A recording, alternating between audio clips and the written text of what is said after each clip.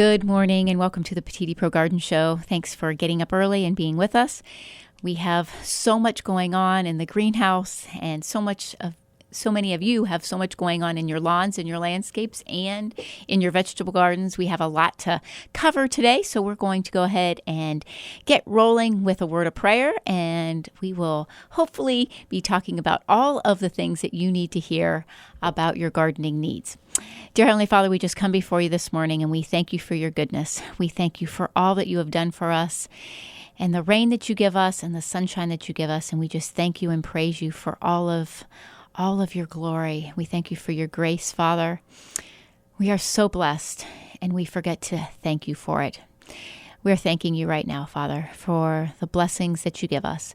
We ask you to lead and guide us in all we say and do, and help us to be a glory to you and to magnify your name in everything that we say and do. In the name of the Father, and the Son, and the Holy Spirit. Amen. Well, again, thank you for joining me, Cindy Petiti, here on the Petiti Pro Lawn and Garden and Organic Show, right here on the Light 95.9, every Saturday morning at 8 o'clock through the growing season. We are located at 5828 Columbus Road, right on the corner of Columbus Road and Broadway in Nimishillen Township. We have a Louisville address. Our phone number is 330-455-5997. So if you have a question and you can't get out, you can give us a call, or you can email me your questions at Cindy Petiti, that's CindyPettiti @gmail.com. And you can email me your pictures of what's going on in your garden, or just a written out question, and we will try to get back to you. You can also fax us. We're sort of old-fashioned. We still fax, and that fax number is 330-455-5998. And again, we'll answer your questions and get back with you immediately, and also we will answer your questions on the air. And so we always like to answer questions that people have asked us throughout the week, because if they have that question, most likely someone out there in our listening area has the same question. And so this week we have had a lot of questions about what we can plant. And we've talked about this in the past. You know, we are having such wonderful weather, great temperatures. We're not having a lot of cold nights. And so people are wondering, can I go ahead and plant? Can I go ahead and plant? I still say that we should hold off on most things that are not a cold crop till after the full moon of May. The full moon of May this year is on the 10th. So I would say anytime after the 10th, you are probably safe to go ahead and plant. But it might not be. It could still happen. My husband used to always say, Cindy, I think that we should always wait till after the 20th. And I think he said that because his birthday was on the 19th, and he didn't want to have to do any planting till after his birthday.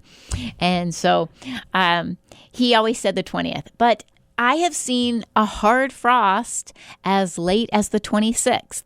So, you know, we really do have to be careful of planting those tender annuals and those tender annual vegetables. But right now you can go ahead and, of course, get all your lettuces in. And it doesn't matter if it's a leaf lettuce or a head lettuce. All of those are safe. They can all go in. Anything in your cabbage family, your kohlrabis, your kales, your collards, broccoli, cauliflower, all of those things can go in.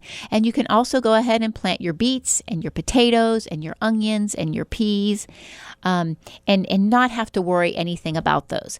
Also, this is a great time to get your asparagus roots planted and your strawberries planted. This is a wonderful time to get those things rooted into the ground. The ground is warming up, and it's really going to help those things take off. So those are really things that you want to go ahead and get in the ground.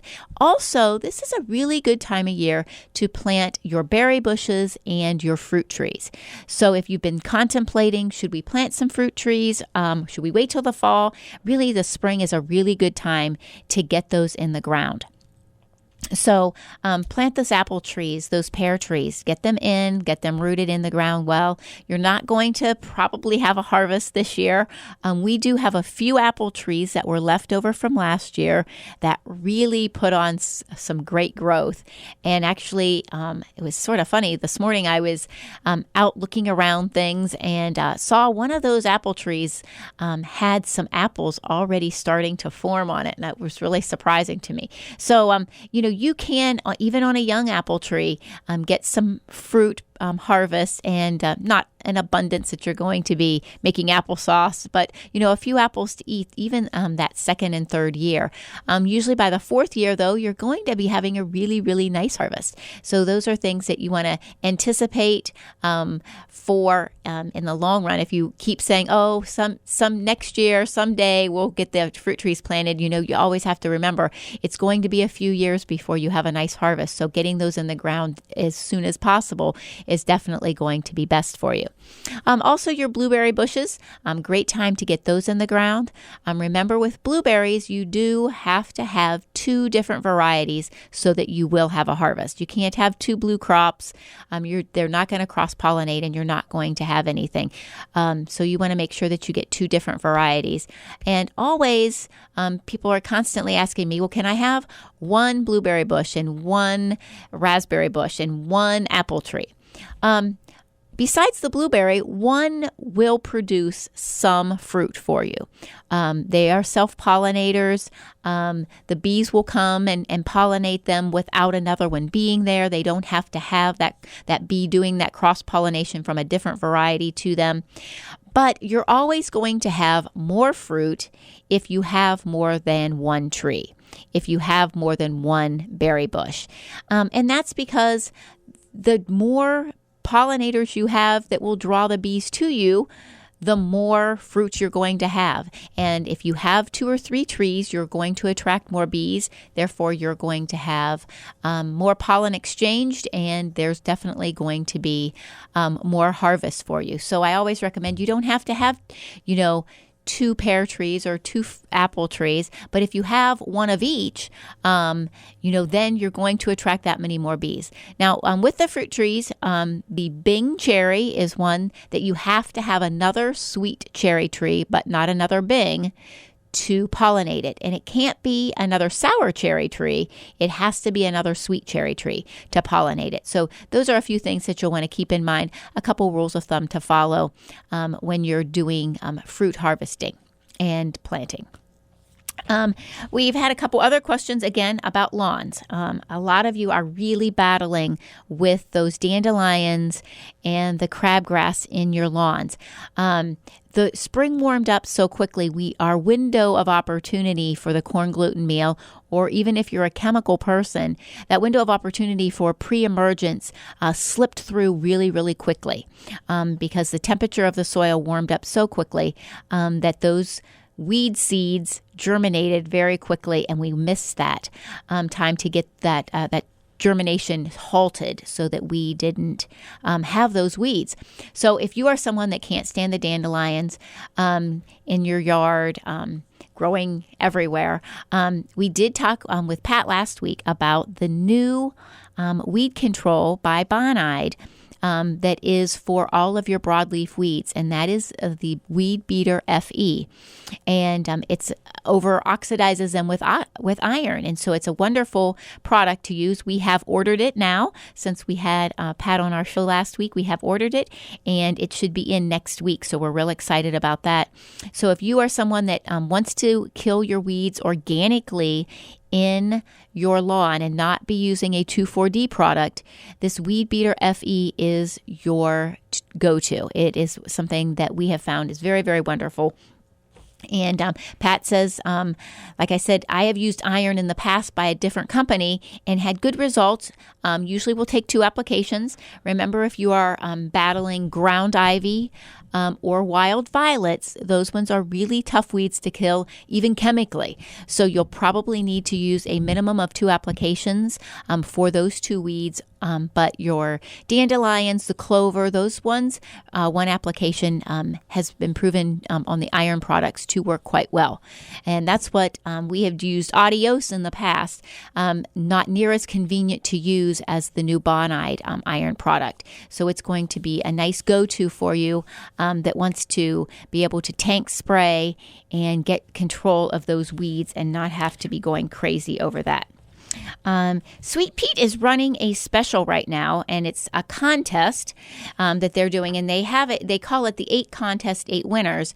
The first contest, actually, we missed that window of it. It was a spring one, but they have them going on actually throughout the season. They have one for Mother's Day, one for Memorial Day, one for Father's Day, one for 4th of July, one for Labor Day, and then they have 2 in the fall that are running for like your fall cleanups and different types of plantings that you're doing in the fall. So if you want to stop by the store, we have all of the information about the Sweet Pete contest.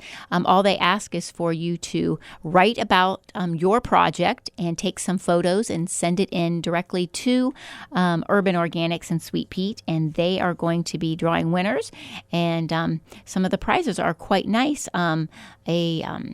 I think they are doing $100 winners of Sweet Pete products. So if you are someone that really likes the Sweet Pete, winning $100 in Sweet Pete product is going to be one of those things that you don't want to miss out on. So those contests are going on as we speak.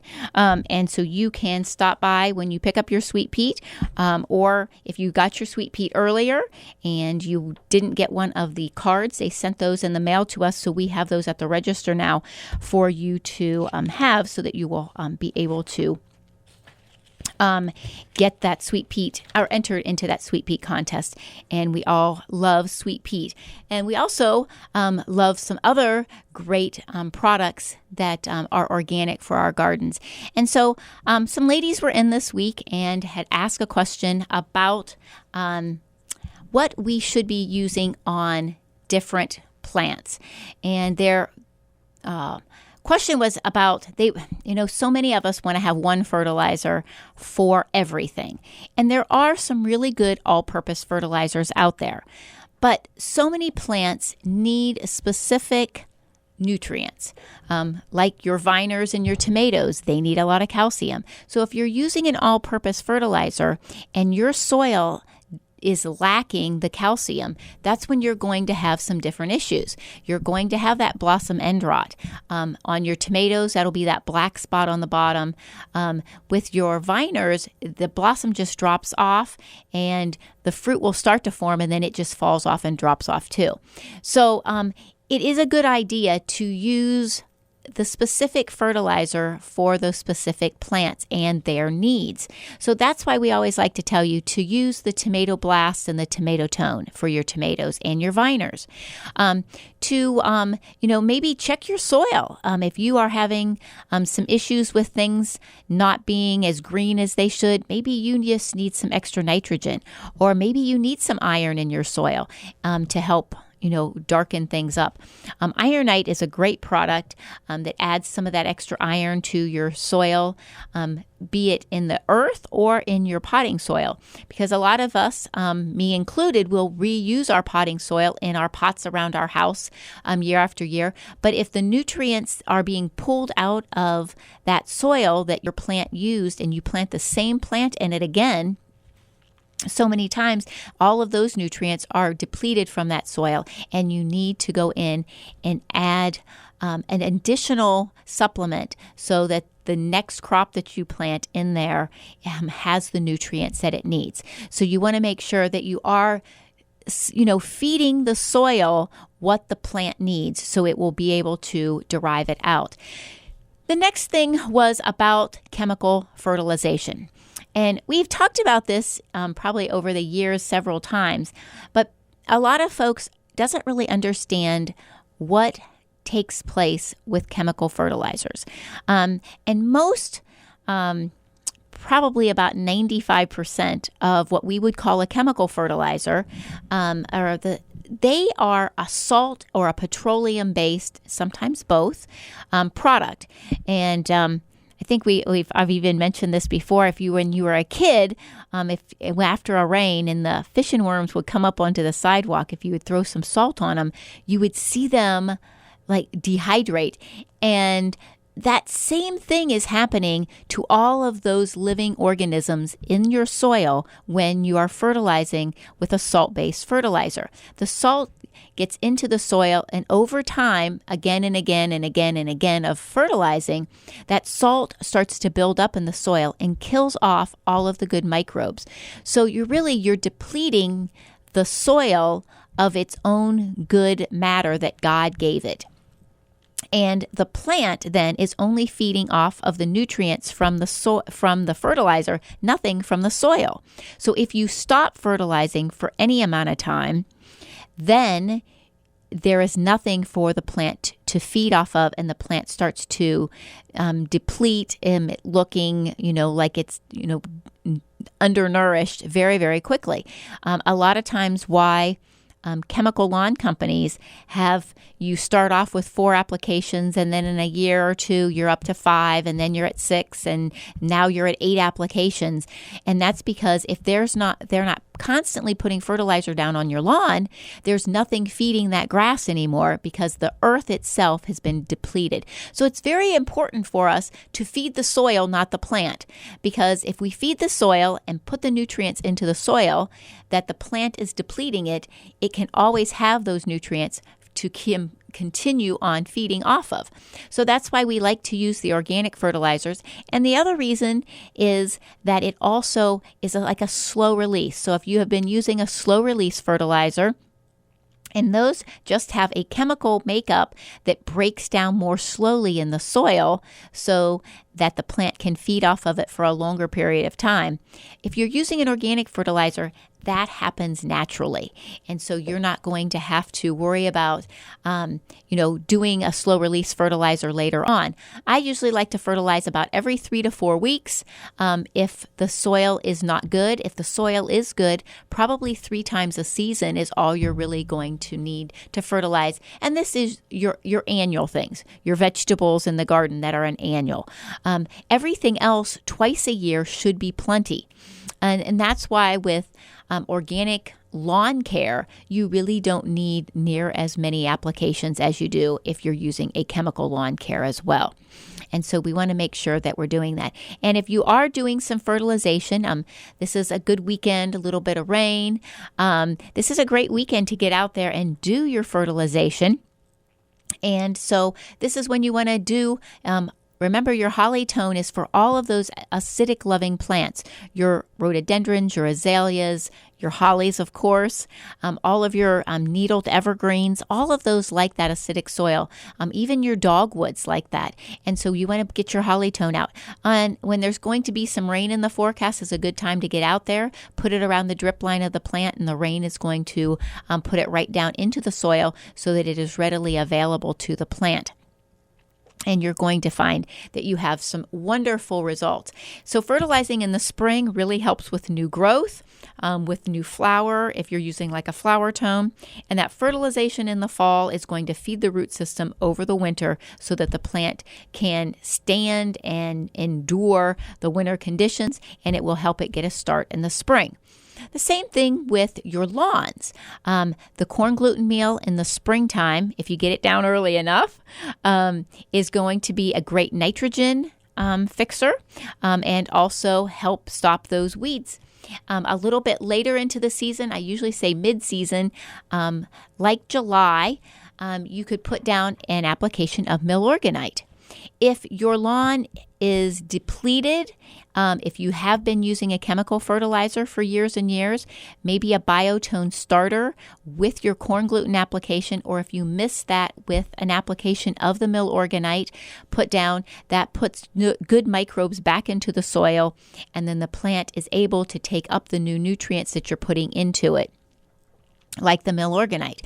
But once you get on this good rotation, your corn gluten meal in the spring, a mid-season Milorganite application, and then a corn gluten meal in the fall with, I like another one more regular fertilization application, is really all you need for the entire year. And that's insects, diseases, weed control, and fertilization. The only thing that you might need besides that would be a grub control.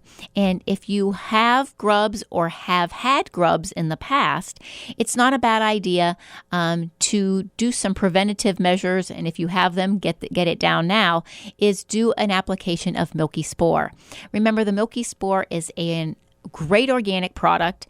It is a slightly more expensive than your regular grub controls, but remember, you're going to put this down in the powder form, 1 teaspoon per 3 square feet, and you can go about 3.5 square feet actually. A rainy spring weekend is a great time to do it because the rain is going to help activate the spore and spread it around, and it's going to grow more quickly. And then it's going to control your grubs for 10 years. You're not going to do this for 10 years again. And that is if you are chemically fertilizing your lawn, where those salts are going to start breaking down that spore over time. And if you are fertilizing your lawn organically and continuing to put good microbes down, your Milky Spore is probably going to last you right around 15 years. And so it's definitely worth that additional amount of money if it's going to last you that long. Also a selling point, I think, for someone that is getting ready to sell their home. If you have put Milky Spore down, you can use that as a selling tool. You know you're not going to have any grubs for another 9 years at this house, and so that is something big because so many people spend a lot of money on grub control. And if someone knows that, it might be a little bit more appealing if they're wavering between two houses. I know that, a nice lawn is very important to a lot of people, and not having to do that additional step is definitely going to help deal with they don't have to deal with all of those lawn issues. So hopefully these tips will help you. We would love to answer your questions if you have more, and you can always bring those out to me at the store. Sarah or I are just about always there and can answer your questions at 5828 Columbus Road, right there on the corner of Columbus Road and Broadway. Now, this weekend, we don't have a lot going on at the store. We are still planting madly and constantly at the greenhouse right now. But next weekend is a real big weekend for us. We are having the first farmers market of May, and it will be outside. It is also our spring open house. And as many of you know that has been listening to us over the years, spring open house means the 10-cent tomato plant. So we offer specific tomatoes. They are sold in a 4-pack and not the regular 3-pack. So you have to buy a minimum of 4, but you can buy them for 10 cents a piece. And we have an array of different ones. And so you can buy those tomato plants for just 10 cents a piece. Like I said, a minimum of 4, a maximum of 1 full flat. But we have that as it's always been our spring open house special. Our store is always open. We're open 12 months a year, but we have a spring kickoff open house. And so that's going to be next Saturday, the 6th. So you can get this started to be planning into your week schedule. A week from today, we will be having the spring open house as well, running alongside our farmers market. Now, the farmers market will only run its regular hours from 9 to noon. They will be outside. All the vendors will be out there. We have some wonderful vendors coming, so you need to make sure that you come and enjoy that. But the weekend special, the spring open house special, will run both Saturday the 6th and Sunday the 7th. Our new Sunday hours are from 11 to 3. So Monday through Friday, we're open from 8 to 6, Saturdays 8 to 4, and Sundays 11 to 3. So after church, you can come on out and take advantage of some of the sales we have going on. If you just want to browse through the greenhouse and see, like I said, it's a little early to be planting, but we will be there, and we load mulch all day. And hopefully you can come out and see everything that's going on. But next weekend's going to be a big weekend for us, and we would love you to come out and visit all of the vendors. We will have one more farmers market after next Saturday, and that will be on the 20th of May. And then we will be done with farmers markets until November. And your regular farmers markets will be starting up right around the second week of June. on their regular weekly basis, and that those will be going on. So we want to thank all of you again for being with us today.